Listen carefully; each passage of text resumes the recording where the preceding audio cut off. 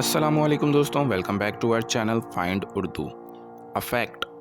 Effect کا مطلب ہے اثر ڈالنا یا متاثر کرنا۔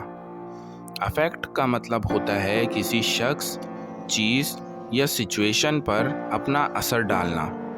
یہ لفظ ایموشنز، ہیلتھ اور ڈیسیجنز کے کانٹیکسٹ میں بہت یوز ہوتا ہے۔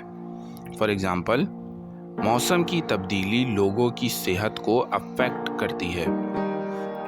The new policy will affect small businesses the most۔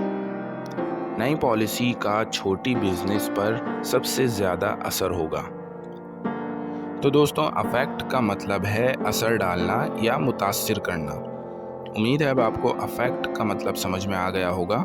ملتے ہیں نیکسٹ ویڈیو میں۔ شکریہ۔